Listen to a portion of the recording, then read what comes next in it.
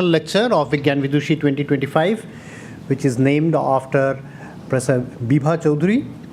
And we are very glad to have our speaker today, Professor Kasturi Saha from the Department of Electrical Engineering, IIT Bombay. And she will be talking on diamonds are for everyone. I welcome you, Professor Saha, to HBCSE and also all the participants to this special lecture. And to say a few words about this particular lecture, Bibha Chowdhury Memorial Lecture, and to introduce the speaker, I invite Professor Rajiv Sen Sharma from TIFR on stage.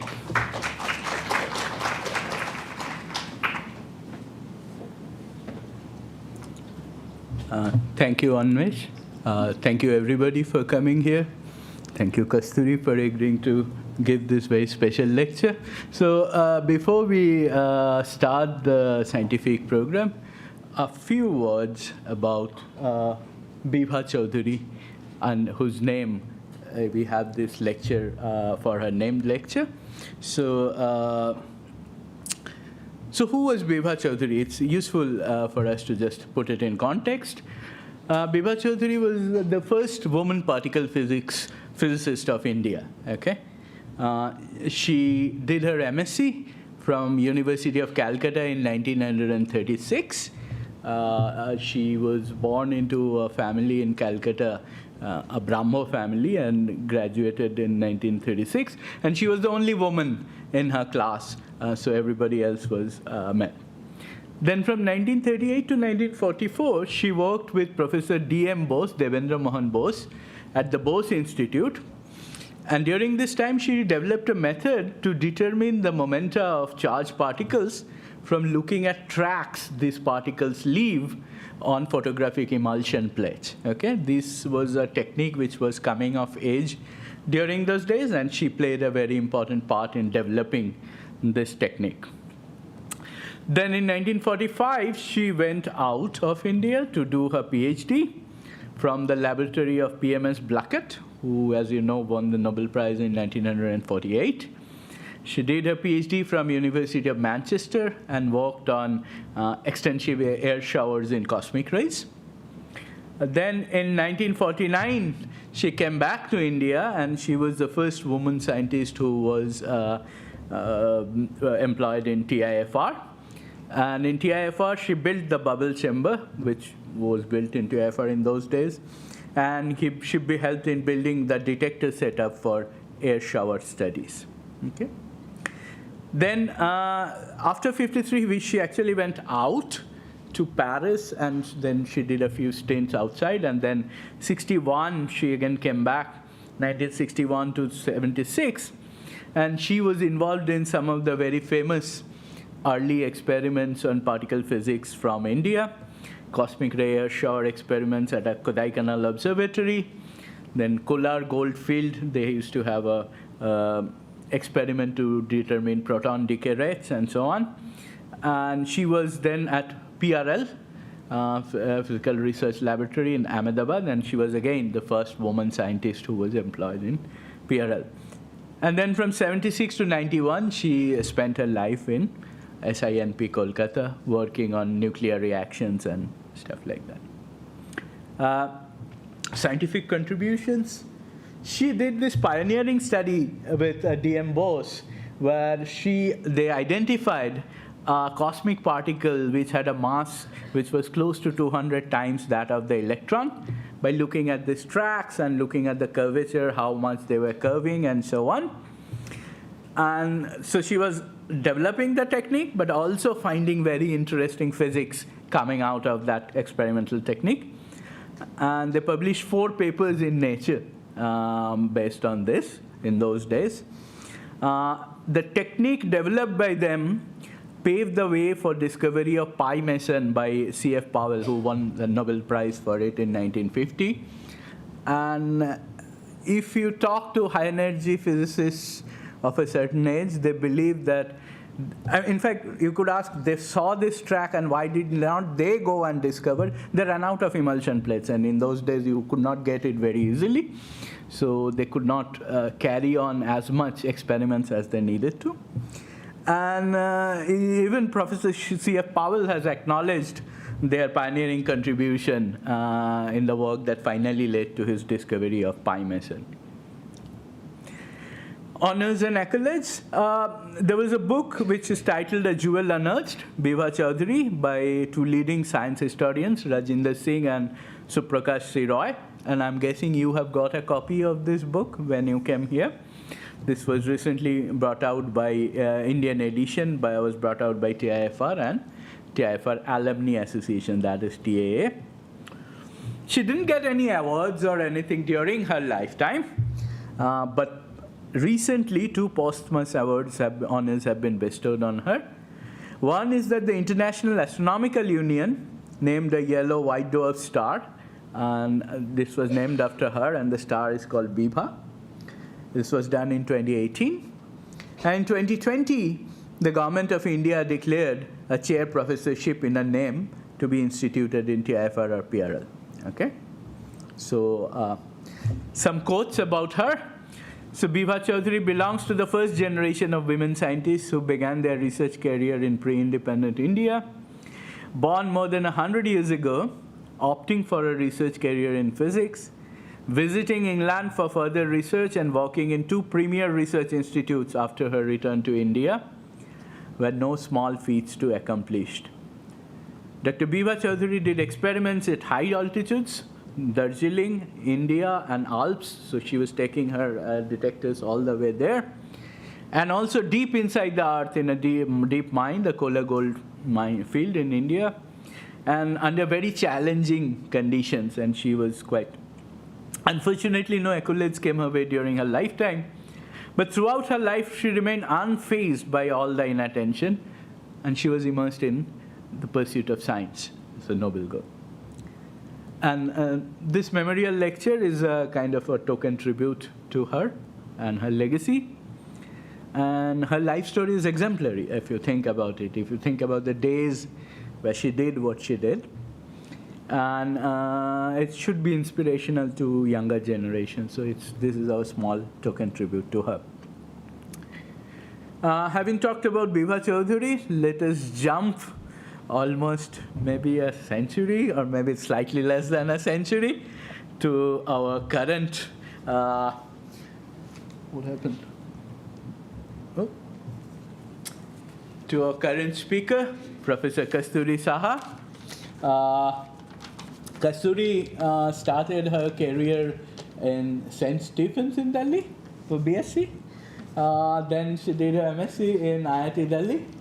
Then went abroad, Cornell University. She did her PhD from Cornell University. After that, she went to Massachusetts Institute of Technology, MIT. Okay, so she did her postdoc in the Research Laboratory of Electronics, right?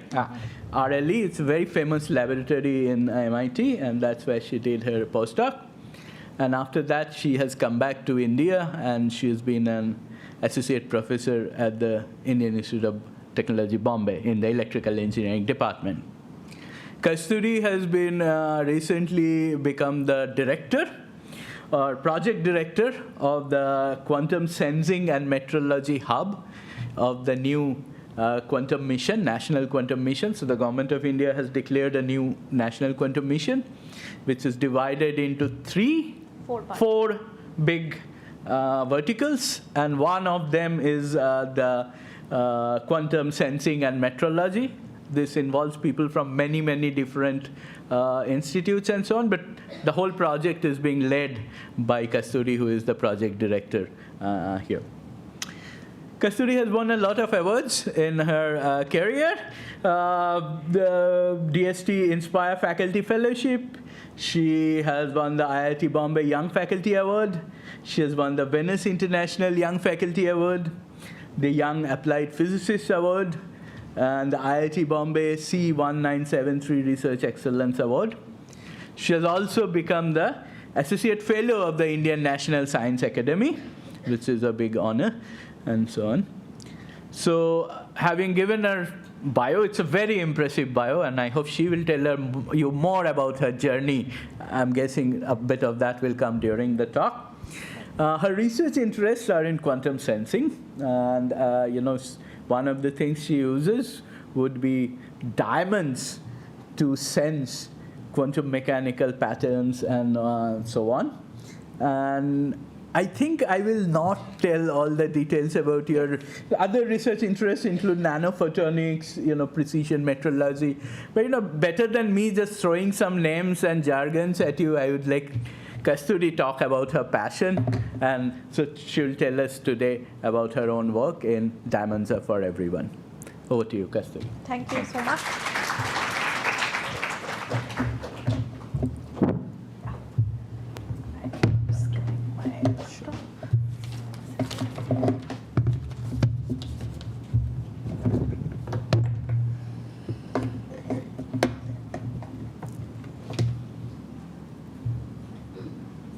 What did you do last time?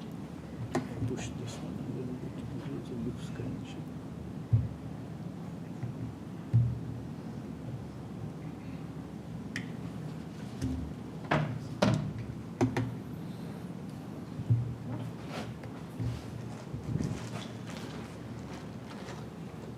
Maybe we can connect.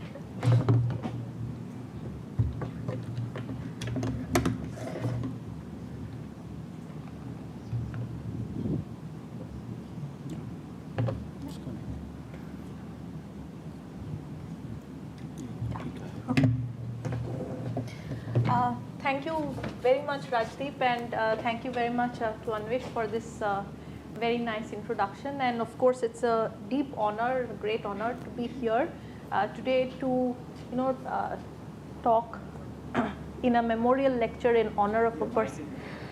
I think it is on. It is on. It just needs to be. Yeah, it's really a big honor to speak in the name of in a lecture which is honored to Dr. Bibha Chowdhury. We already heard about all the great things that she had done, and it's such a big challenge that she had overcome, I'm sure, in various stages of her life to become the person that she was, right? So today I'm going to be talking to you about Diamonds Are for Everyone, not just for women, although this is a women-only crowd, but it is, or we have a few representatives here, but a majority women crowd, which is very rare to see. But it's a great honor to be here, and thank you again for this great introduction. So before I go into my technical part of the talk, I would just like to touch upon a few things as part of the journey so far. I have stayed in various different cities across India and also across the world, but I've always wanted to come back to India and be part of the Indian ecosystem and make a change in the Indian ecosystem. When I started, in my early ages and days, I wanted to become a doctor, and because my parents, my father was a doctor, and I had a family of doctors, so I wanted to be one of them. But then came the Nobel Prize on BEC in 1995, and I was truly inspired. And I don't know what that inspiration really meant at that time, honestly, because neither did I know what BEC was, nor had I taken any physics classes or anything. But it did leave a big mark in my mind as I was reading the newspapers, and it made me feel that yes, I definitely want to do something, maybe perhaps related to what these guys are doing. Then came along the college days, where I dabbled with various different, I did have a keen interest for biology, and I always was interested in biology, but then I was much better at math and physics and oriented in that sense, and so I thought that maybe there is a blend of both that we could do. And so during my college I was interested in biotechnology, and I thought maybe that is the best thing in the world to do. During one of the internships, I actually made what is shown here is actually a lysozyme protein. And it was a summer internship. It's an IAS fellowship in IISc in the biotechnology center there. And I made this protein and I did an X-ray diffraction pattern all summer. And after doing that, I said, I am not going to do this ever again. It is so boring. It was so boring. No, it is not boring. If you really use it in the right way and the right things, it is absolutely fantastic if you really use it. And in fact, all your CRISPR and everything is actually based on, understanding X-ray crystallography. But when I did it as a student, I found it extremely boring. And I said, I will never do this again. So then that was it. That was one summer which told me, no, I could not do what I wanted to do. So then came TIFR 2007. I was a VSRP student sitting in the crowds like one of you, and I worked with Professor Venugopal and did some nice patterning and played around with optics. And in fact, Gopal taught me how to hold a mirror and how to hold a lens, and I always am greatly indebted to him, the way he taught and how he motivated. And in fact, he taught me how to make presentations. That was my first my first presentation was actually taught and made in under the guidance of Gopal, and I am truly indebted to that. Was one of the most fantastic summers that I spent in Kolaba, watching the sea many a times, but maybe doing some work. But this again was an inspiration that really kept me moving, and then I landed up in Cornell. Now this is of course something that is not in my hand, but it happened. And of course I was very interested and I wanted to go to Cornell. But then the Cornell did not have a BEC group. And in fact, at that time, nobody was actually setting. At that time, I still had BECs in my mind. I wanted to do BECs. Mukund Vengalator had just joined at that point, and that was called rubidium atoms, right? But I had a great mentor at that time named, and who is still my mentor, Saikat Ghosh, who is now a faculty in IIT Kanpur, was my mentor at that time in Cornell. He was there in Cornell, and he said, Kasturi, do you want to start a group where there is nothing in the room, or you want to start in a group that has something in the room? Both are good, but just choose, choose wisely. And I will still remember that day when I had almost made up my mind, and because I said, urgent coffee meeting, we need to have a meeting, you need to go work here. So I landed up in Alex Gaeta's group, working with hot rubidium atoms instead of cold rubidium atoms, and that really changed my life, the way I think about it now. Moving on, yeah, this is rubidium. This was my first, I have a photo of the first capsule I opened still. And then I worked in MIT, and instead of moving from atoms, I went into diamond, which is essentially an artificial atom inside a diamond lattice. This is the diamond lattice, and you have an artificial atom sitting inside it. I was always inspired to merge both quantum mechanics. Somewhere in my mind I had a deep love and connection with quantum mechanics, so I wanted to do something with that, and therefore, and optics, both is a very nice blend. You have quantum optics related work, and so it's a very nice blend where you can do a lot of different things. So I landed up here, and I've been working with diamonds ever since then. So then came a question of working with emerging technologies, and as you can see, I've been a physicist trained for throughout my career, but then I moved into electrical engineering department. So in between, I transitioned into research lab of electronics, which was a blend of all different types of physics, chemistry, and electrical engineering, and all sorts of different things. And I've always been an interdisciplinary person. So if I go to when I go to the physics department, people tell me you don't know enough physics. When I go to the electrical engineering department, they tell me, no, you don't know enough electrical engineering. I said, I don't care. Okay, so I am who I am, and I work with interdisciplinary things, and it's a blend of both of worlds, and it's a different niche that you carve for yourself. And the message that I want to sort of give away here is that you have to not listen to most people all the time. You have to listen to what you want to do and really take on with that passion, and hopefully at some point it will make its own way, right? So through that career, and the phases that I've gone through, it's not that every day was the happiest day of my life. That is never the case. I actually did not make it to a single medical college entrance exam. That was my, I made it.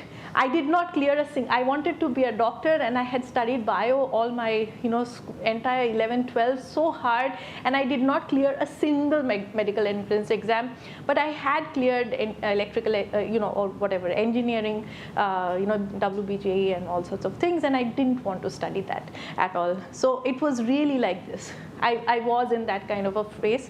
And moving to Delhi was a very different phase of my life, where my parents were very afraid, but then I said, no, let me do what I want to do. And it was a big battle. And I was always amidst people who were doing fantastic stuff. So I don't know, we don't have any Stephanians here, right? But if you were in my class, I had, or even my seniors were always, opening Feynman lectures and having all sorts of discussions, and I was like, I don't understand what you guys are doing, and I really felt like it was deep inside, that I don't know what I'm doing. But at every stage, I did well enough and had enough confidence to walk through those, not worry about the rest of the world. I did worry at that time. And it's natural to worry, but you have to keep it at a balanced level, right? And then I went to US. It was cold, dark, gloomy days in Ithaca. I tell you, it is not easy to survive there. And then finally I said, I'm not staying in any such cold place ever again. I'm going to come back and stay close to home. And I think that's, of course, there was a two-body problem. There was all sorts of things finally work out. And so then the most important thing that was always in my mind was, I study physics, I look at physics, but I look at physics from an engineer's mind, that what can I do that can be useful, that can actually bring things to humanity and be useful to humanity. So that has always been the motivation with which I sort of work, and it is the guiding principle of my research activities. With this, I will sort of go mostly into the technical part now, but I want to flash a picture. This is from the 2007 VSRP group, and those of you who are sitting here, you should keep such pictures of your summer internship, summer groups, because ultimately the people you meet in such groups, you will be surprised that you will all land up in similar places and similar locations. Yeah, okay. Now more to the technical part of my work and journey about diamonds. We're going to talk a little bit about diamonds. Then I'm going to talk about magnetic field sensing. This is the primary thing that I do in my group, which is to look at measurement of magnetic fields and imaging magnetic fields. And the way we image magnetic fields is through nitrogen vacancy centers in diamond. These are these artificial diamonds atoms that I already showed you. Some applications that I'm interested and I develop myself. Okay. Jumping straight on, you've seen, I'm sure all of you have seen diamonds, right? You quantify diamonds with cut, clarity, crystallinity of these very nice and bright, shiny kind of gemstones that you're well aware of. Now, in this gemstone is what is this? Is the lattice structure, which is essentially carbon atoms. And carbon atoms which are arranged in very special way. And this is the diamond lattice. It is two FCCs which are kind of put together. Now, you can have colorful diamonds as well. And this is also something that is very well known in gemstone history, that most of the bright and shiny diamonds, the pink and the yellows and all of these diamonds are very expensive diamonds that you get, right? But what are these really pretty structures? In fact, you can get diamonds of all colors of the spectrum, and it's primarily because it has some defect in it. So it has some kind of artificial defect in it, which is leading to these kind of beautiful colors. And the yellow one is the one that has nitrogen. Okay, so when diamond grows inside the earth naturally. When diamond grows inside the Earth's crust, as you know, nitrogen is the highest concentration, atomic concentration in the Earth's atmosphere, right? So nitrogen kind of seeps into the diamond crystal, and so you get these defects, which are atomic defects of diamond, and they give this very nice yellow hue to the diamond itself. The pink one is the one that I'm interested in, the one that has the Nb, and the blue one is the one that has boron. Okay, and then you have an entire spectrum depending on the concentration of these atoms sitting inside. In the lab, they don't look like these. Our diamonds actually look like this. We have slabs of diamond, and these are lab-grown diamonds. These are not the natural diamonds that you get, but there is no difference between a natural diamond and a lab-grown diamond. They are same.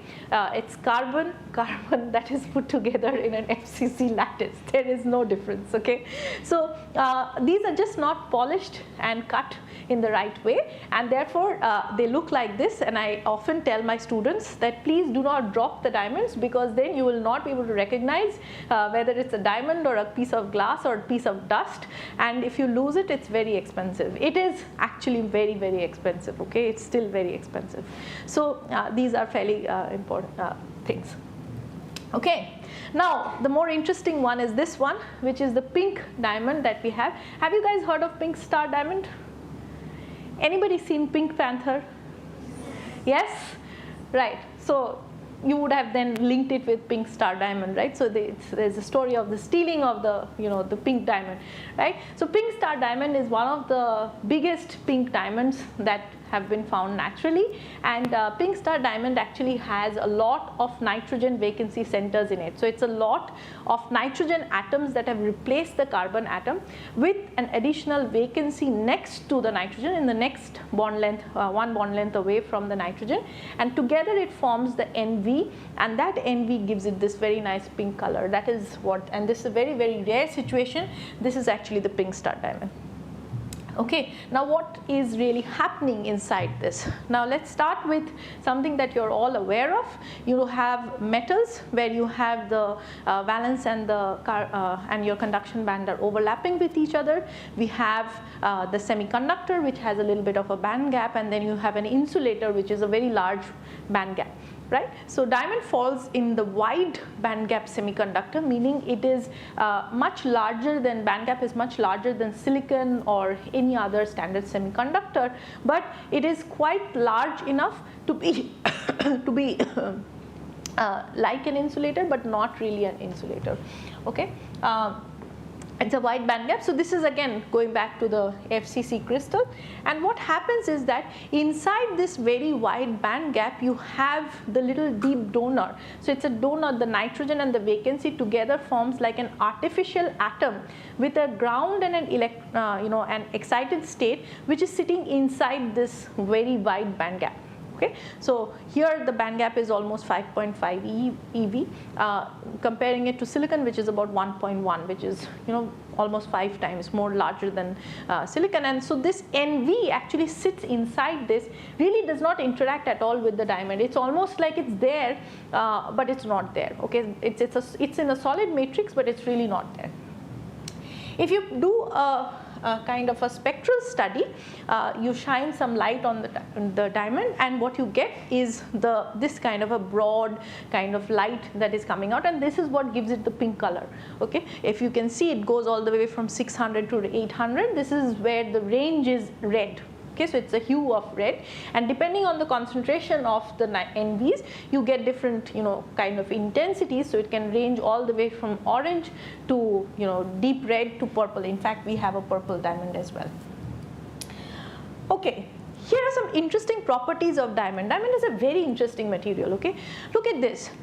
We have thermal conductivity of diamond is actually 20.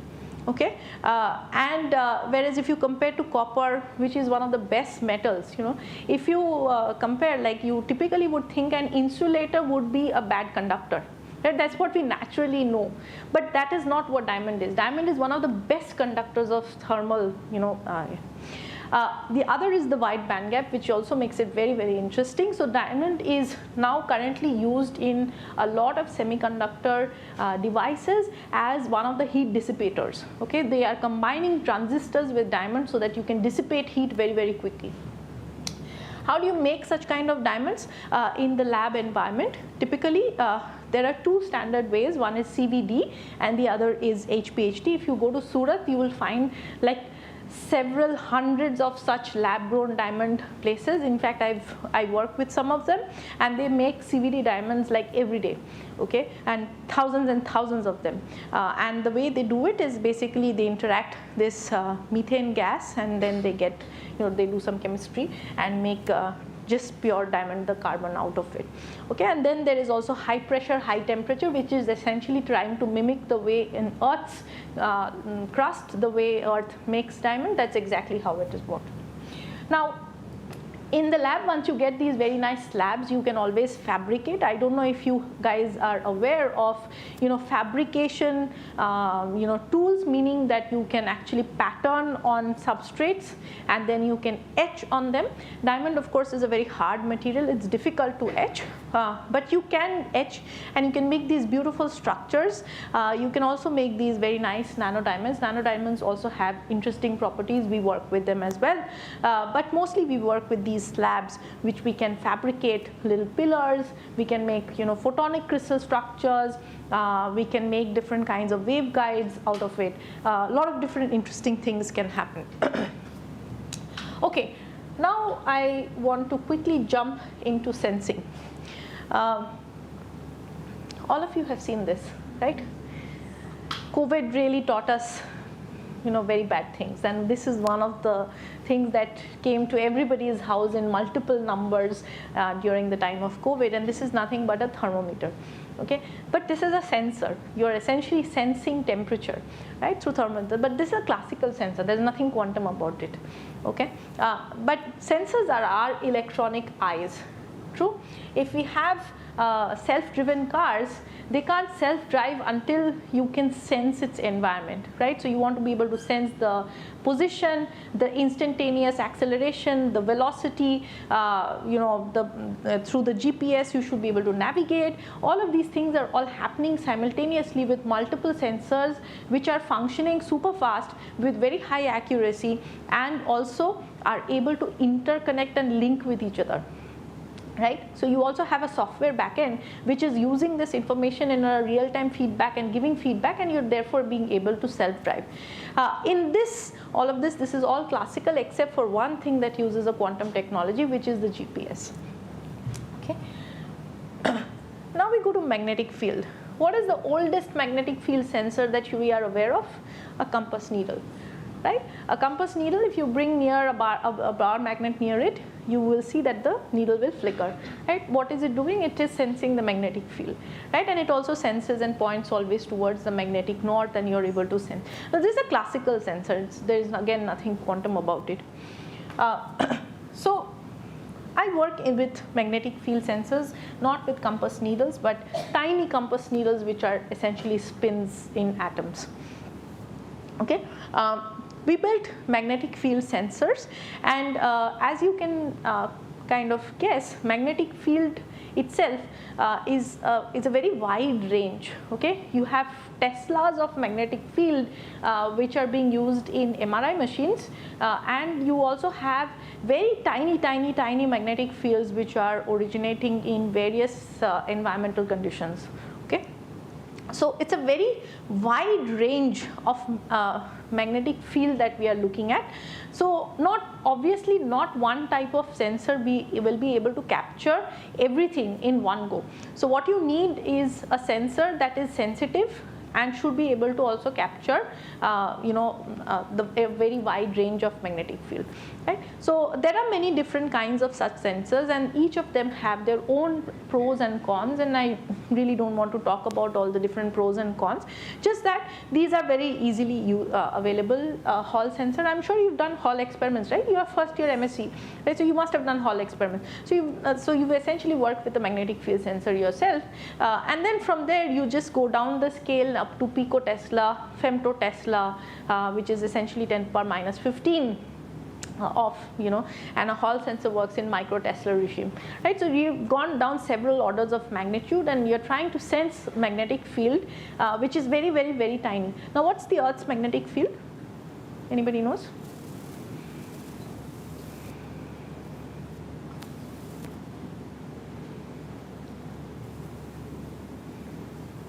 What is the order? You don't have to give me a number. Order. What? Tesla, 10 raised to 4. No. You can't. It is micro Tesla order. Okay, it's -6. It's a 0.5 Gauss. Okay, so the average Earth's magnetic field is 0.5 Gauss. It's 10 to the power -6. It's 10 to the power -6, right? So it's in micro Tesla regime. Now, micro Tesla, and we are talking about measuring fields which are at 10 raised to -15, right? That's huge. You have an Earth's base magnetic field that is so high, and then on top of that you want to find something that is so low. That's a very big challenge. Okay, so squids, however, work. These are superconducting devices. They work at very low temperature. These guys can sense really good magnetic field. Now, atomic vapors, rubidium, hot rubidium atoms that I used to work with long time ago, those are also very good sensors of magnetic field. Now, we have NV center sensors. These are in solid state, as you see, diamond crystals, and they work in a very niche regime and with niche different applications. So we are looking to build some of these just to give you an idea of the source of different types of such kind of magnetic fields. Your typical car will have a sensor or magnetic field of the order of picotesla or so. Our brain exchanges little pulses. Those pulses are of the order of picotesla. Okay, and then our cardiac, our heart is pumping, that has electrical pulses that is measured with the ECG. Those electrical pulses actually are of the order of microtesla. So it's actually pretty high intense fields that we are looking at, nanotesla to so these are natural sources of magnetic field that we sense all around. And in fact, many of these bacteria and birds all use these magnetic fields and sense magnetic fields naturally to be able to navigate. And in fact, turtles also do the same thing. They use magnetic field sensing to navigate. And what we wanted to once, when I originally started thinking about it, I wanted to mimic these kind of behavior of birds sensing and try to make better sensors. We moved far away from there, but we're doing some other things related. Okay, I won't go into all the details of all these different kinds of sensors. You can look up all the different things. But now I want to go into quantum technologies. Now, many times you hear that, oh, quantum is so far away, everything is like, all blue sky. That's not true, okay? Sensing has been there for a very long time. And in fact, the MRI machine that you see is using quantum mechanical principles to image the tissues. All right, it's perturbing the water molecules, looking at the perturbation of water molecules, how the water molecules react to those magnetic fields, and then assessing the, the response of versus a normal cell versus an abnormal cell. Okay.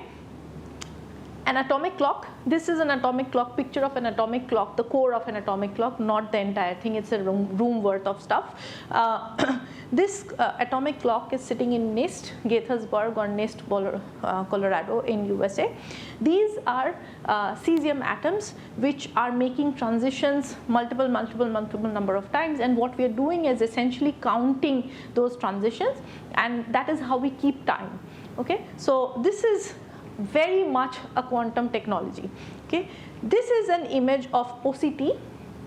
I don't know if anyone of you required a retina scan, not at this age, I'm sure, but retina scans are done with OCTs, and OCTs essentially use photons to do these kind of scans, because you don't want to damage your retina while you're doing the scan itself, right? So you want to use something that is extremely low power, and photons are used for these kind of doing these things.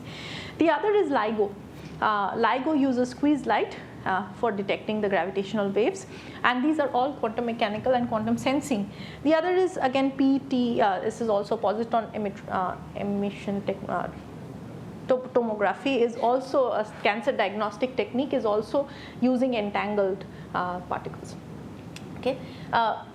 Of course, we are moving on from quantum 1.0 world into developing quantum 2.0 technologies, which are going to use superposition and entanglement to harness those properties. We have to devise certain methodologies, and that is what the era that we are in currently, where we want to go into a space where we can miniaturize the MRI machines and make machines like this, where you can really just plug it in on top of your head and be able to image your neurons with the resolution. So do an MRI with the resolution of single neuron resolution, and also be able to image the full brain and be able to know that if you give a stimuli, you should be able to image all these things. Okay, so. When I started doing my postdoctoral work, and this is where we all started to really look at the big picture goal of our holy grail goal of our field was, moving medical technology. So we started thinking about, okay, where did we start? This is a very famous picture. Have you guys seen it? Yes, what is it? Röntgen's wife's hand, right? This is the first X-ray, right? Moving on from X-ray, we went into deep tissue imaging, right? This is MRI machines. From MRI, we went into fMRI. This is functional MRI, meaning you can do, different parts of the brain you can excite and then you can image. What we want to go is to the next generation of machines where we want to really image these kind of neurons, single neurons. Okay. Now, of course, these neurons, they exchange currents and they are current carrying wires. I don't work with neurons, okay? I will work with neurons soon, but not yet. So I assume them to be like spherical cows, okay? They are essentially wires for me, and wires that carry current, and current has magnetic field. Simple Biot-Savart's law that you learn in Physics 101.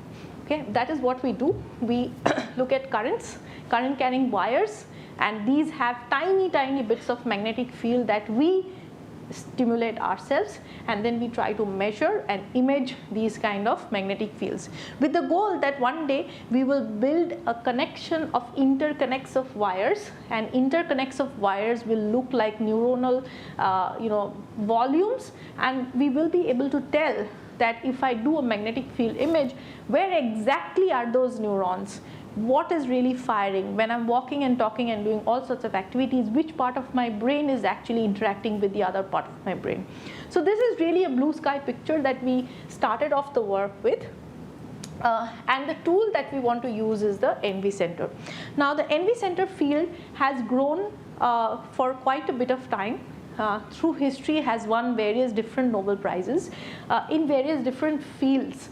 Okay, as you can see in the field of physics, we have Zeeman effect, which is the origin of spins interacting with magnetic fields. So the Zeeman effect, which you all I'm sure study in quantum mechanics, and then we go into chemistry where you have NMR, which is nothing but probing the nuclear spins, and nuclear spins again interact with the magnetic field, and you want to look at that interaction and look at the magnetic resonance. So it's nuclear magnetic resonance.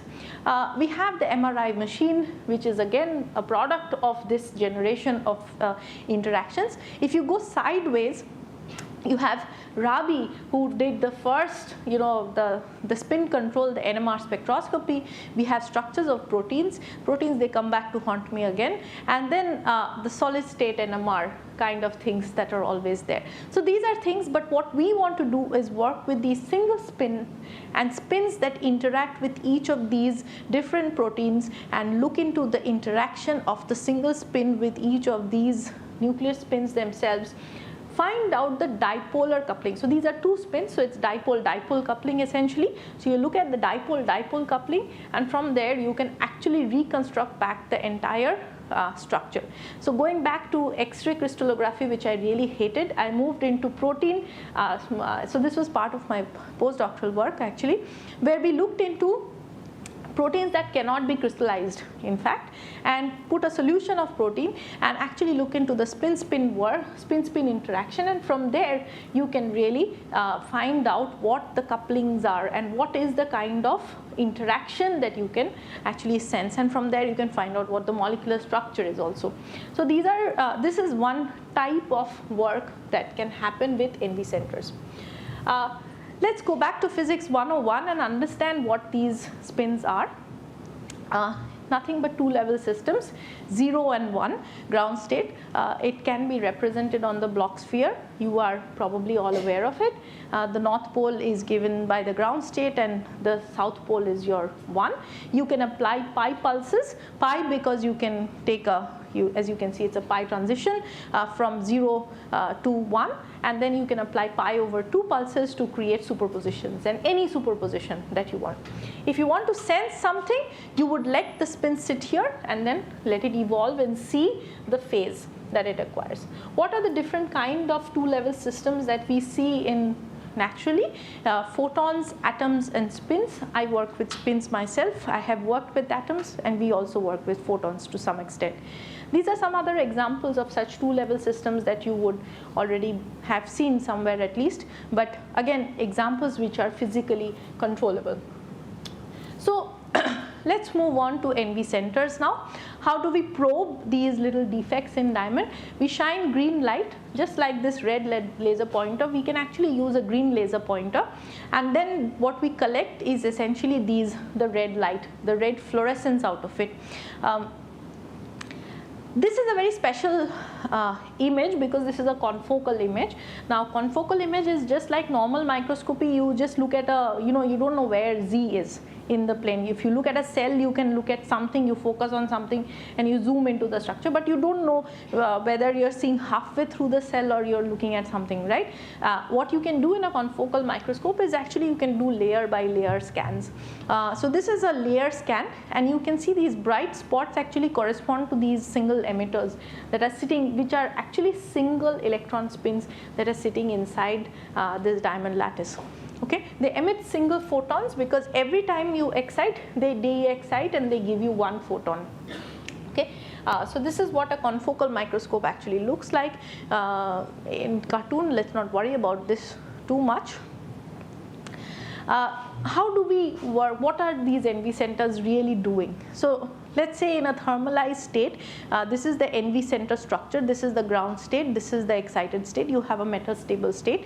You shine green light, they go to the excited state and then they come down. Okay, sometimes they'll come down in some random population. You keep shining some green light, of course there's some rates at which they do these things. You keep shining green light, every once in a while it goes to this metastable state. But once it goes to this metastable state, it will always come back because of the selection rules. Okay, and so you keep shining green light and then finally you see everything comes down to the ground state. Now what have you done in this process? You've actually initialized the state into the pure ground state of the system. Okay, so this is a way in which we initialize our spins. Now, how can we read the state? Very beautiful with this NV center system. Don't ask me why it happens this way because nobody really knows. It's a natural thing that happens in NV centers. Was found in the 1950s and nobody used it until 1995. Okay, and then you can actually just keep shining green light, you find this. It turns out that when it starts from the 0 state, it gives the top red curve. If it starts from a ±1 state, it actually gives the lower orange curve. Okay, so basically you have a fluorescence difference or a contrast which is spin dependent. So whether it starts from the ±1 state or the 0 state, we can just differentiate by measuring the intensity of the light and the contrast or the ratio of the intensities. Right. So this is very nice. We can read, we can create a state, we can read the state. So if you are aware of the DiVincenzo's criteria, this is for controlling qubits for quantum computing. There are these criteria that you need to have. That you have to have a state that can be very nicely created. Then you should also be able to read out the state. These are two very important things because if you want to do any computing with it or you want to do anything with the spins, you should be able to read out the state, right? Otherwise, how will you know what state it is in? So these are two criteria that are clearly met here. What we can also do is apply the pulses. Right, and then you can do all sorts of different computing experiments. But we don't want to do computing, we just want to do sensing. So how will we sense?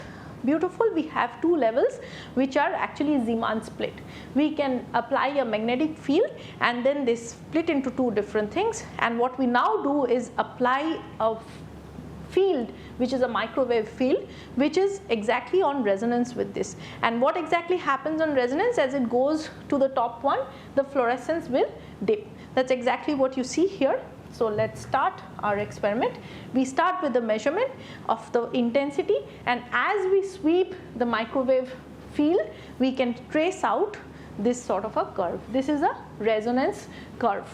Now, at what frequency will it dip depends on this frequency. Now, if these two levels actually shift, this will shift. And what do we already know about this state?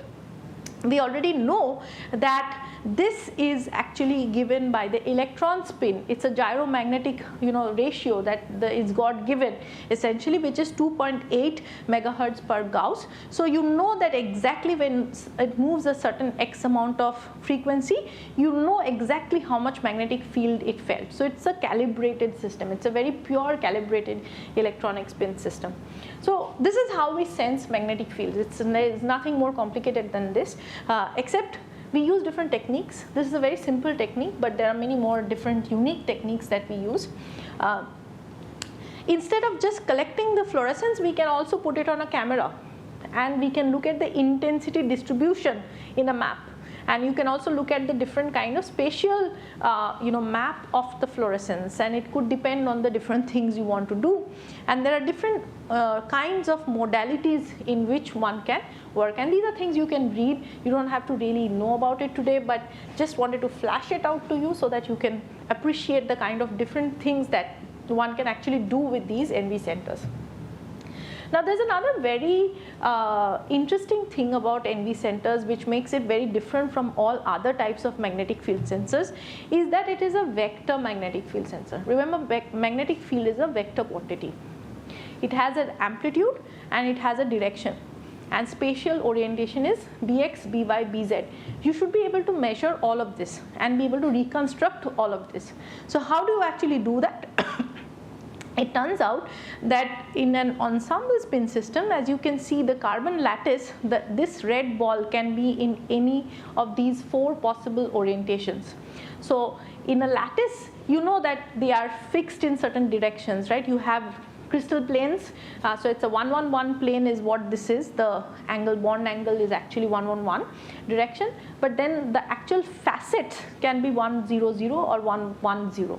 Okay, so if you have that as fixed in the lab scale, then you know exactly the orientation of the magnetic field with respect to your lattice, right? By measuring the projections of this, so if it's an arbitrary direction of field, what you see are four different, now forget about the extra peaks here, there are 4 different peaks here which are essentially oriented along the different projections that it's seeing. Okay, so these 4 atoms will see 4 different orientations of the field.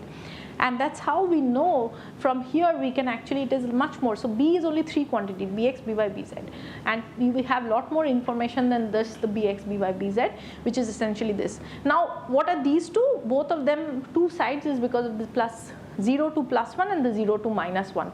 Remember, there were 2 states, so there were 2 possible combinations. So we have 8 fields, 8 lines, 3 quantities to be, that's too much information we have.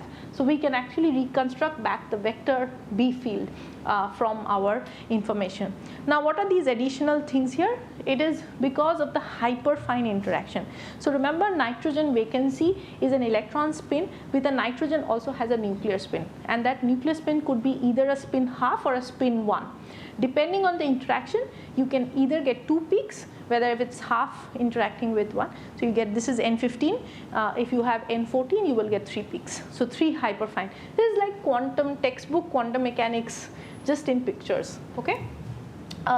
Now, the beautiful thing with NV centers is that you not only sense B field, you can also sense temperature, you can sense strain, you can sense electric field. So different kinds of applications are really possible. I'm going to highlight some such applications.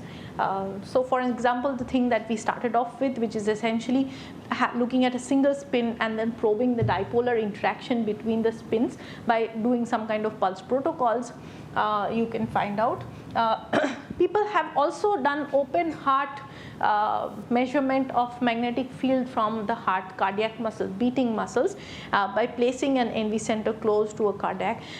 This one is if you have muscle twitch, it also has an electrical activity associated with it, and that has a magnetic field associated, which was also measured using NV centers.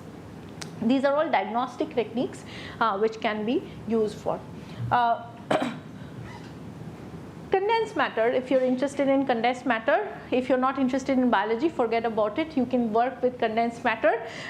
We can look into vortices. You can actually look at the magnetic field maps of beautiful magnetic materials that we all are, nowadays there's so many different classes of materials, 2D, 2D ferromagnets, antiferromagnets, superconducting, all sorts of things.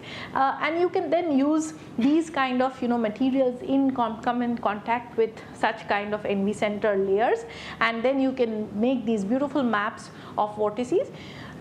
Because this is a vector magnetic field sensor, you can reconstruct the current as well. So that is what we started out with. If you have current, you can create magnetic field and measure it.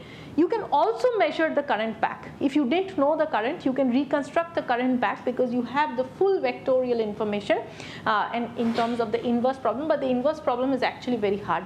It's a non-unique problem, so it's very hard. So one can do all sorts of interesting things. Now going back to what I do,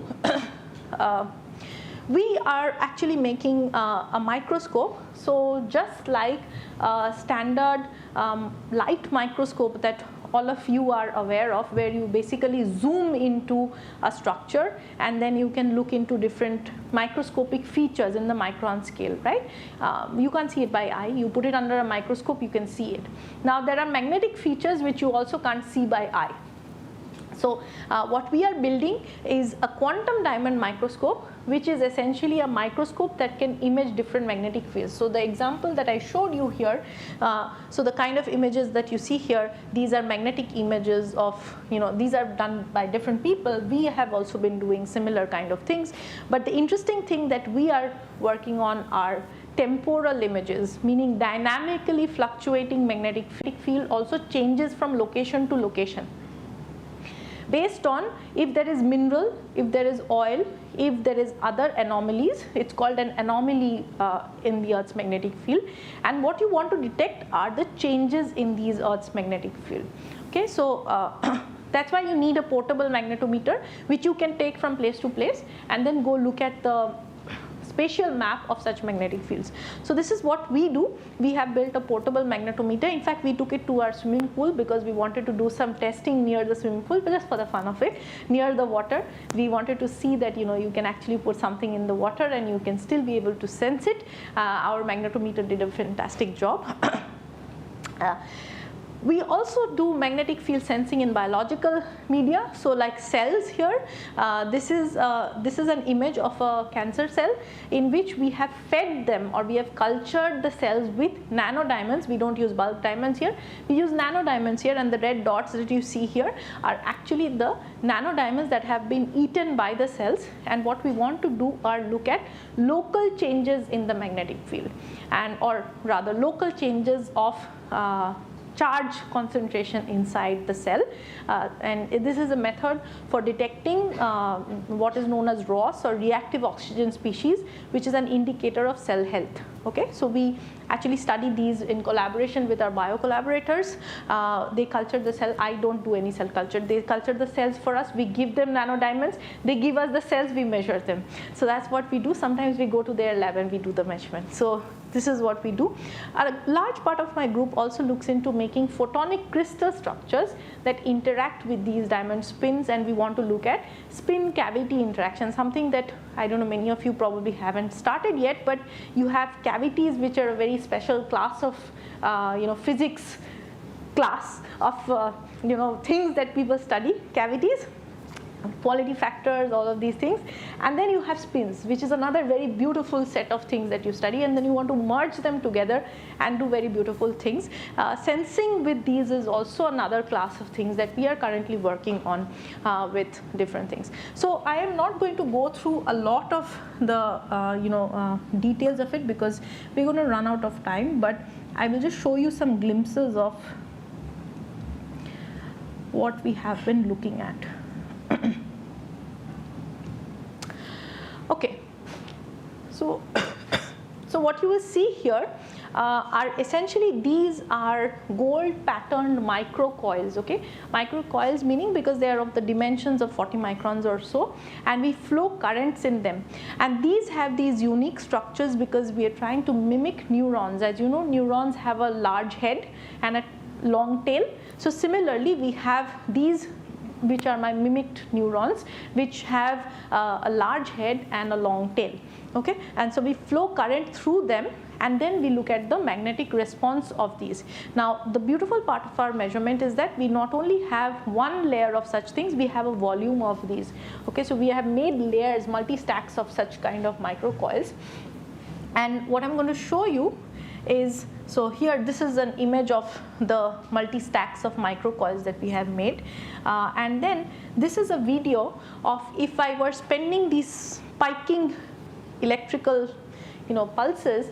We have captured this video in real time of those spikes being measured from these coils through our sensor, and we can actually from this map, of course, you cannot tell which neuron it is firing, but you can measure the net magnetic field. You can also see that it is happening in real time, so we have a temporal resolution, so it's a dynamic map that we have created. The next step was really to be able to find out what is the which layer of this coil is actually interacting.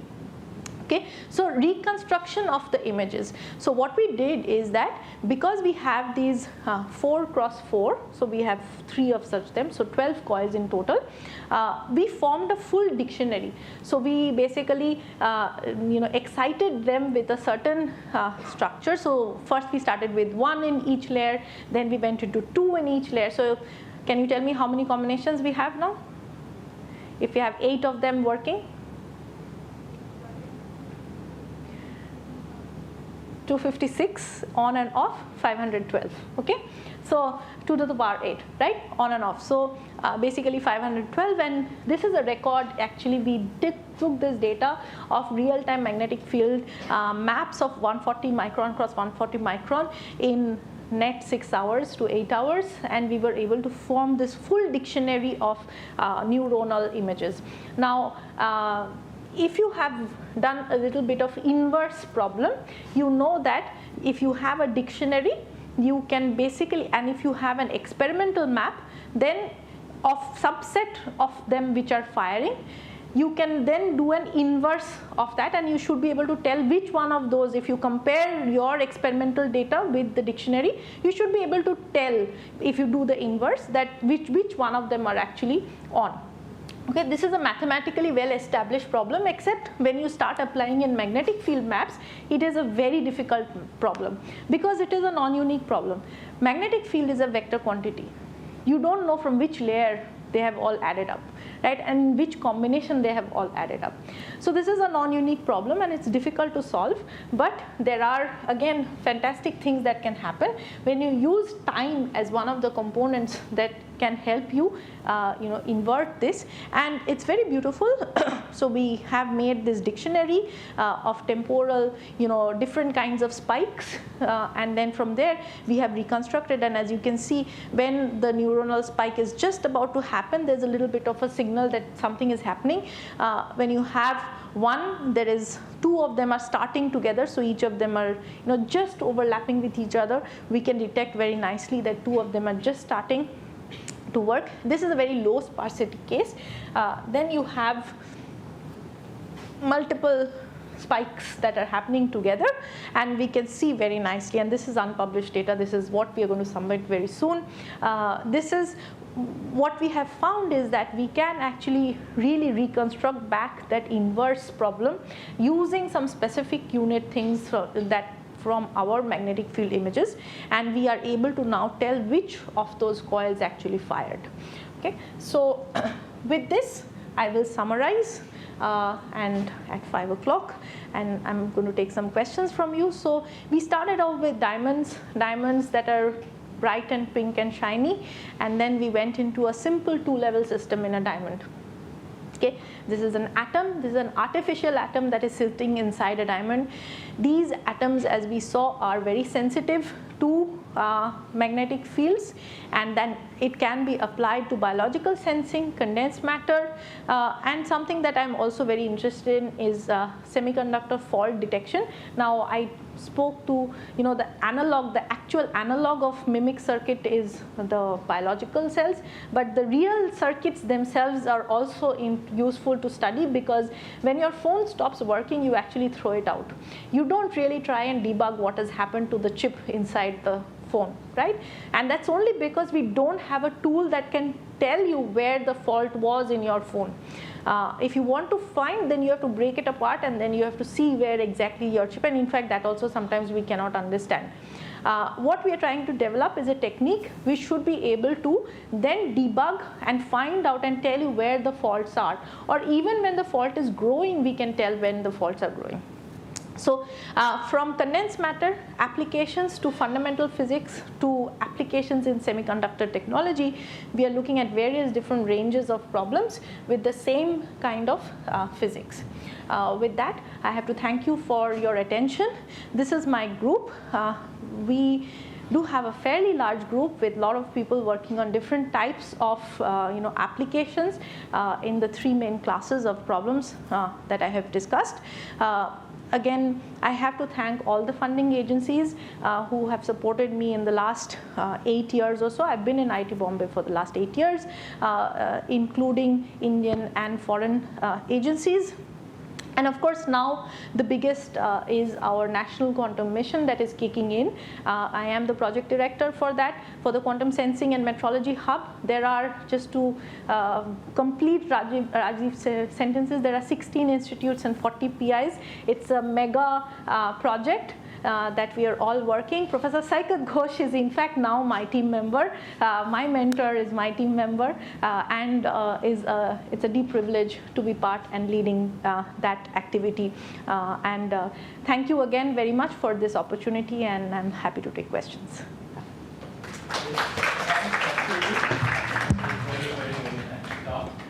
And it's time for some questions, so please raise your hand and I'll get the mic to you. And Kasturi, maybe you can tell your name and then ask the questions. Good afternoon, ma'am. I'm here, Akshit. Ma'am, I have two questions. One, you said that it is also used in biological samples. So how is it being adaptable to biological samples, and can you give me some points like how you are preparing the sample for it? Yeah, sure. And second question is that you are working in this field, and it sounds complicated. There must be some problems you're tackling, and how you're addressing it, and what are the major main problems that you tackle during this whole thing? Can you give us some points? Sure, absolutely. The second question is very large and very long, and but it's a very long list of problems, but we'll come to it. Let's go back to the technical question. The technical thing is that how do we work with diamonds and cells together? So I showed you a picture of these tiny diamonds which are essentially crushed. Okay, so what we have are these nano diamonds or nanoparticles of diamonds. These are about 30 nanometer in diameter to about 120 nanometer. Okay, so what we do is they are in solution form. So it's mixed in it's mostly water, except with these nanoparticles are inside the solution. And when the cells are cultured, again, I don't culture the cells, my collaborators do. The cells are cultured. What they do is they feed the cells at a certain point. They just put it in the culture, and there is something called endocytosis, which means the cells will naturally eat something, and they naturally also throw out something. So what we do is we fix the cells at a time when we have seen the optimum amount of nanodiamonds inside the cells. Now we are still working on functionalizing, in fact, the nanodiamonds ourselves, so that they go to a targeted location inside the cells as well. Currently what I showed you were cells that were gobbling up the nanodiamonds just like that, and then also ejecting them at their will. Now what we want to do is functionalize the nanodiamonds so that they go to specific locations inside the cells, and we want to do the measurements inside these specific locations. Now that's the level at which I can give you the answer. I cannot give you a chemistry answer to how they functionalize and what chemicals they use. I don't know. So that's the thing. Okay, now we measure, that is what. So after we get the cells, we fix the cells. The only point I want to mention is that diamonds are very biocompatible. It is known since history for a very long time that diamonds are not toxic to many different classes of animal and non-plant life as well. So it can remain within the human body, and it does not do anything. It's harmless actually. So it's just carbon actually. So if you just think of it, it is chemistry, it is just carbon. There is nothing too much about it. Okay. Yeah, and about the list of problems, okay. That's a very long list. I want to understand from a student perspective, or what kind of problems were you thinking of when you mentioned problems? Ma'am, the first thing is that, like you said, that in the beginning you started with biology and stuff, but as you had a lot good mathematical foundation, so you came and jumped into physics. But ma'am, I have the complete opposite problem. Okay. I feel that I'm not that strong in mathematics, but my theory is strong, my understanding is strong. So ma'am, I want to ask that you are doing so well in your field, and do you still, being such good at mathematics, are you facing some calculation problems or something? No, that? I mean, I'll tell you. See, there are problems at various levels. Okay, to go back to the question of I have a deep love for biology. Okay, I have a very deep love for biology, because inherently that is what we see in nature. It is what inspires me to think about it. But at the core of it, when I start working with biology, or I don't know, the way we were taught biology was more of rote learning, and I could never adapt to it.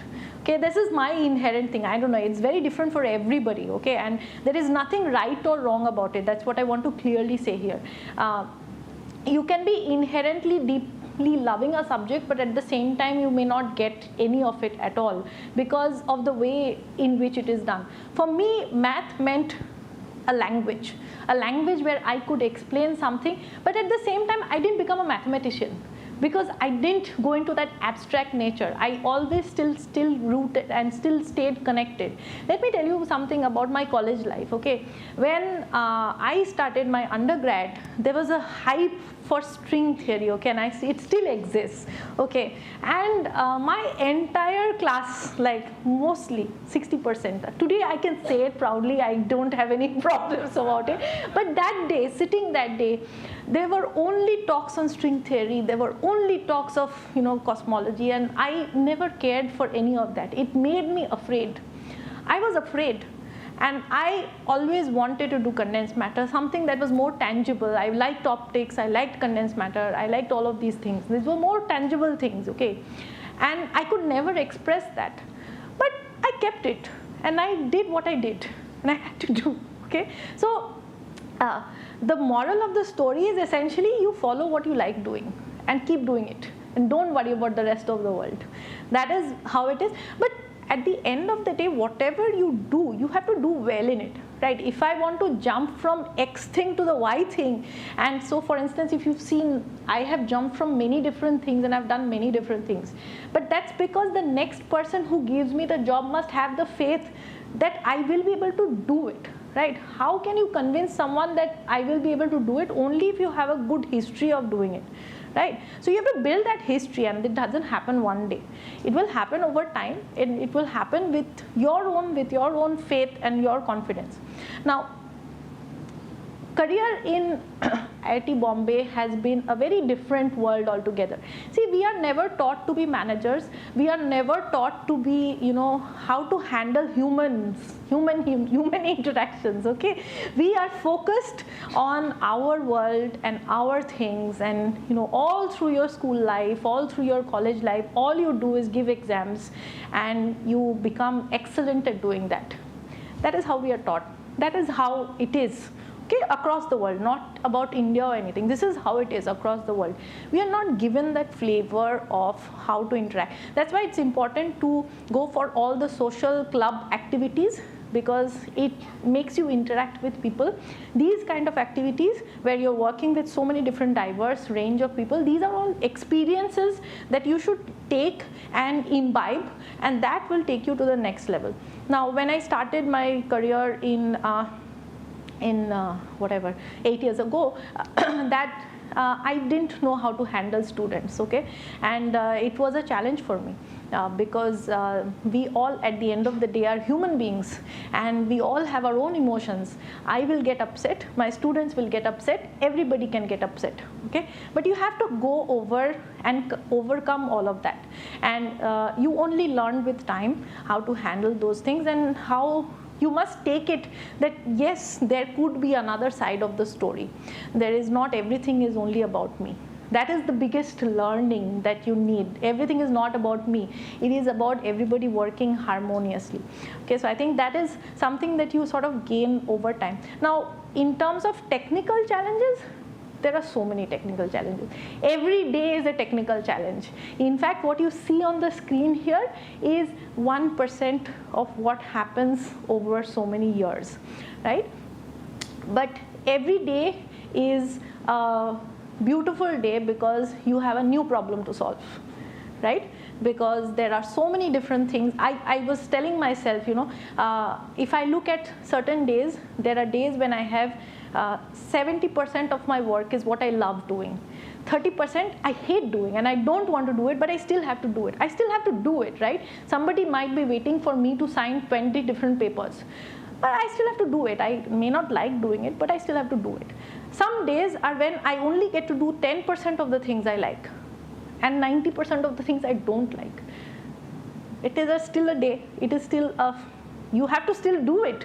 So it is still important to do it. So therefore, those are also learnings that you sort of gauge throughout. And technical challenges, as you come across them, you will learn that if you keep reading bigger literature that is not just focused on your work, you can sort of get inspiration from different ways of thinking, and that's how you develop ways of thinking, and you finally will find that very unrelated things suddenly connect. Okay, this in fact, this temporal imaging thing, when I started brainstorming with my student, very originally with Madhur, in fact, who's not here in this picture, he's in Berkeley doing postdoc, my first grad student, when we started doing the experiments, he was from a biotech background. He knew how to grow neurons. He came to me and said, I want to image those neurons, can you help me? I said, okay, but what do you want to really do? Let's look at the physics of it. And then we started looking into the, this imaging actually came from there. It didn't come because I wanted to do it. Okay, so we started looking into the neuronal signature. I didn't know anything about neurons. I read what neurons, of course, I did some biology, I like biology, so I did know a little bit, but then exactly what is the chemistry, how the signals are generated, what is the level of the signals, how can I measure them? These are all questions I started asking, and I started writing them down. Okay, line by line, I started writing them down. Okay, this is a question. Can I do this? Is it possible? What are the potential techniques? How do people do it in the world? Okay, can I actually map it somehow, connect it somehow? Then we realized that with magnetic field images, you cannot do a temporal imaging. Nobody has done a temporal image. Everybody did static mapping. So I said, okay, that's the first thing we should do. forget about millisecond, nanosecond, everything. Go from static to temporal. That itself is a big step. So that's where we went. We first did our measurement, and we looked at from a static, we looked at our measurement. Okay? That was our first victory because nobody had done that. And then we saw that it opened up a completely different set of experiments for us. And that is how science grows. You go from one thing to the other thing to the other thing, keeping a bigger goal in mind. But then they start forming interconnected maps of each other. Okay, so yeah, I think that's overall how things are. But it is fun, because you are reading so many different things, you're thinking about some. Even now, I'm working with Arindam on some things, and he keeps bombarding me with questions, and can you do this, can you do this, can you do this? I'm like, I don't know, I have to think about it.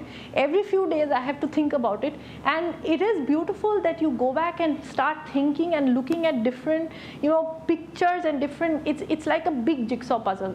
You have so many millions of pieces which need to be connected, and you start forming one corner of your jigsaw puzzle, then you fill another corner of your jigsaw puzzle, then you fill another corner of your, that's exactly how we build jigsaw puzzles. You don't build them all together in a linear chain. They all come together as small parts that you finally connect and build it together. That's exactly how it is. Yeah. Okay. Thank you so much, ma'am. Anyone else with a question? Yeah. Hello, ma'am. Afreen here. So there are like many diseases which remain undetected till the whole organ gets damaged and all. Like as you said, you are trying to detect at very neuron level, like individual neuron level. Like is it possible, or will it be possible to detect any disease like at very the cellular level, at the very pioneer level? Will it be possible because due to this magnetic sensing? The answer is I don't know yet. For the neuronal imaging, it's an imaging problem that we are trying to solve. For the nanodiamonds, we are trying to actually do testing at a very local level. And one of the examples that we are testing is what is known as ROS, as I mentioned, which is reactive oxygen species. Now, reactive oxygen species levels or concentrations can be tagged with the health of a cell, which means that you can actually identify whether a cell is doing well or whether it is not doing well, or what is the concentration. Also, it varies from application of drugs. So what we are trying to do is actually mapping it with a drug to see whether we can cure the cell or not, and if that amount actually goes down by tracking. So this is just one example. Now there's another example. Nowadays there's this new thing about CAR T cell therapy. I don't know if you've heard about it. It's called where you basically genetically change the cell, CRISPR. You cut the DNA and you modify it and make sure that it heals. So that in very simple ways. Now, when they have done this kind of testing, there was no way of doing in vivo testing, meaning after they've administered the change in the DNA, they don't know really whether it will actually help the cells in certain time or not. So we have an idea that maybe we can use our technique and do real-time monitoring of those cells. Now these are all ideas. Honestly, we don't know. There are many such different applications of ROS affecting different kinds of cells with different drugs, and we can try and see correlate those methods.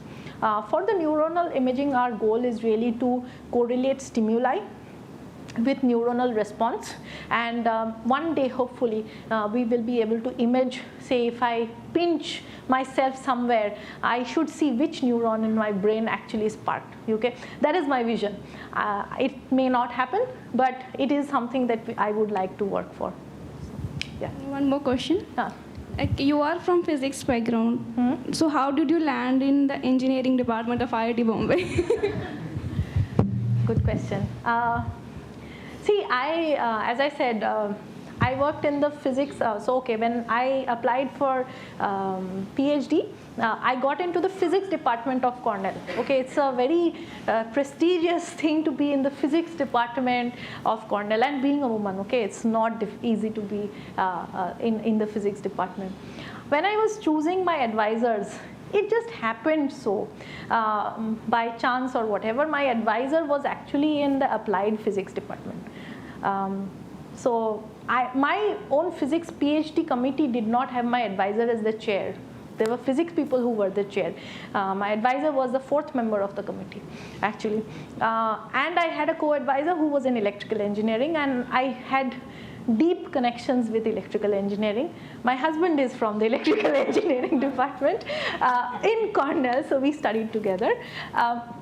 And that's how we met. So I often used to live in his lab, and that is the connection, not just technical connection, but also social connection. That there was a lot of interactions at the electrical engineering. Now, of course, I have always been interested in applied work. Very fundamental work very rarely has made me very, very interested. I have always been interested to build tools that will help doing fundamental physics. Like, for instance, my magnetometer can do deep fundamental physics, can solve deep fundamental physics problems, but I am a tool builder. That's how I am. And that's what got me in, connected with the applied physics people. Also, I do like doing things by hand. I don't like doing too much of calculation. I do enough theory to help myself build my experiments. Okay, so that's the amount of theory I do. And then so that was my initial connection with electrical engineering. I went to MIT, where my professor was in the nuclear science and engineering department. She was associated with research lab of electronics, where I was hired in. And we used to work very regularly with the physics department. So it was already a tripartite kind of thing that was going on. When I applied to IIT Bombay, I applied to 3 departments: physics, material science, and EE. And EE turned out to be the best, and is still the best. Thank you. So that's how I am. Thank you. Yeah. Yeah. Hello, ma'am. My name is Garima.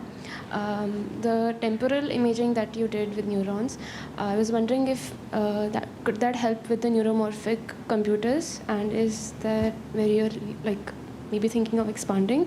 Another thing is, so you showed a picture of neuromorphic devices that you were doing with the help of RV centers, NV centers. So is that a non-invasive way of maybe checking if... There is no immediate connection with neuromorphic as such. We work with biological neurons. We don't try to mimic neurons the way neuromorphic people are trying to mimic neurons. We are just mimicking to the way that we can measure the neuronal interactions, okay, just to sense the magnetic field, because we don't want to have arbitrary field, right? You want to sense in a certain amount of current which will generate a controlled amount of magnetic field, which I want to measure. If I'm building a tool, I don't want to have an unknown on the other side. I want to have a known on the other, known quantity that I can measure and say my tool is built, okay? So that is what we are doing at this stage. Now there is a connection with the neuromorphic.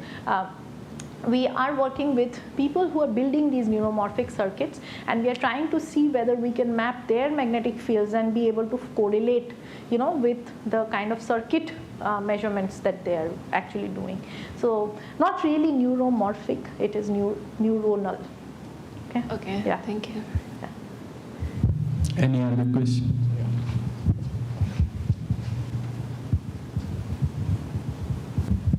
Hello, ma'am. My name is Tushar. Ma'am, this is not. This is just a question I want to ask you as a student. Sure. Yeah. Ma'am, you are also a student at some point of time. So I'm still a student, by the way. Okay. Yes, sir. I learn every single day. Yes. Yeah. Ma'am, I want to ask that you are from very different background and you came into physics. And ma'am, you continued your journey and reached here. So ma'am, there were many points when you were felt doubt and confusion that sometimes I felt that what I am doing, is it correct or what it will lead me. So ma'am, when you have felt those points, what have you done? What made you pass through that points? That's a very good question. Okay. Almost all through my undergraduate's life, I had questioned that every single day. Okay, what am I doing? Why am I doing this? And will I ever be able to do what I want to do? But it is a phase.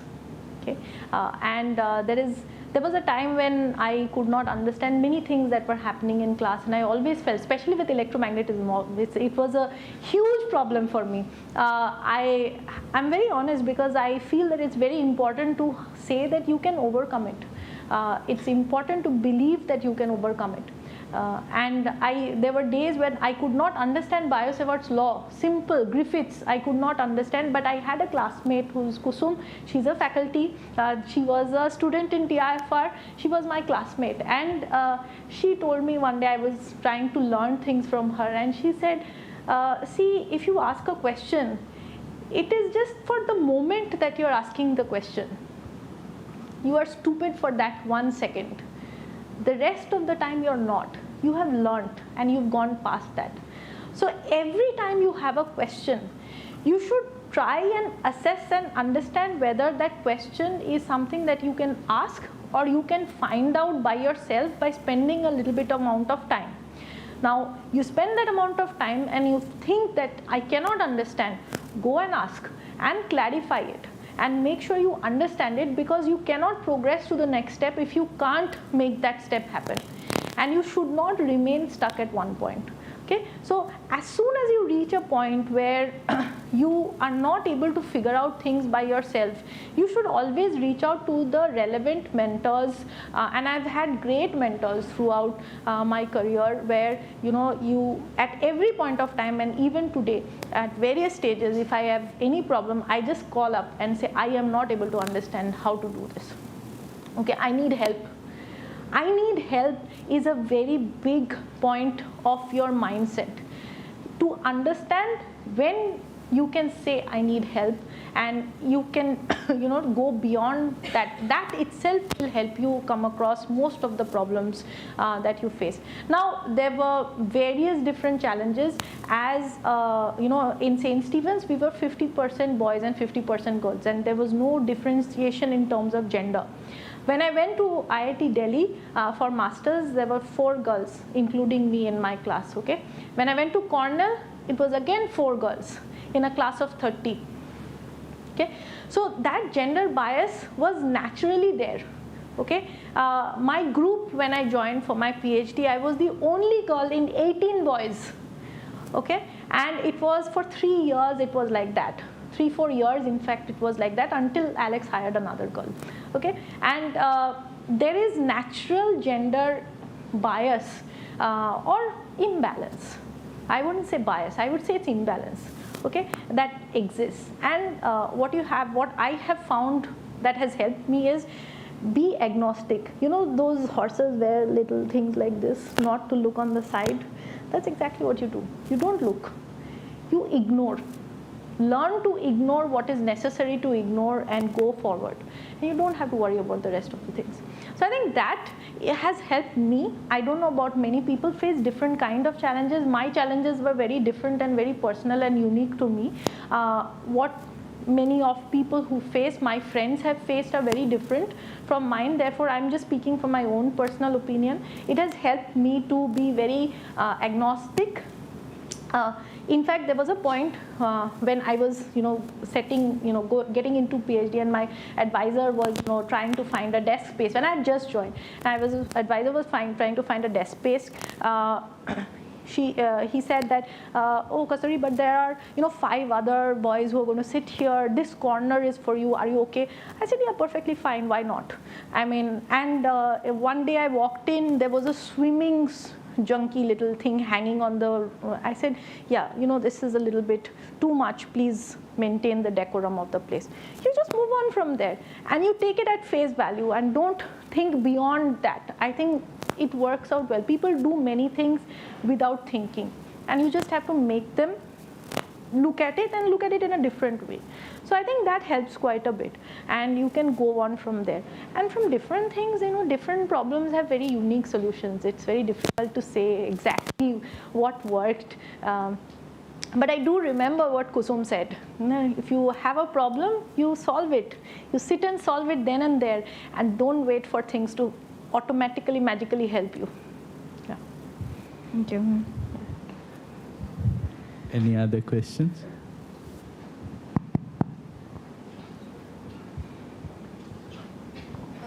Good evening, ma'am. I'm Tripti Bakshi. So, what are the future goals or prospects of your research work? Future prospect. The future prospect is National Quantum Mission. That is what the future prospect is, which is essentially to build cutting edge quantum sensing. Quantum sensing is a near-term technology, and therefore we are trying to develop some of these sensors for some specific applications which I cannot talk about here, but there are as you have seen, there's a spectrum of different kind of applications, whether it is in biological healthcare, or whether it is in strategic applications. There are many different things that one can do. These kind of sensors can be really useful, for example, drug delivery and these kind of things, which we have to work. We don't know the answers yet, but there are many things that one can do. And National Quantum Mission for the next 6 years is my life. That is it.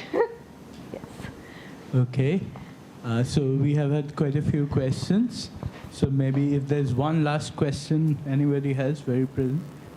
Otherwise, do we have some snacks and tea outside? And Kasturi will be around for some time, I think. So you can if you have any questions, you chat with her more one-on-one and outside while we are having teas and samosas, I don't know, some food. But before that, let's please thank Kasturi again for the very, very nice talk. Thank you. And for spending here. I hope you had a wonderful time. So let's get to the tea and the food.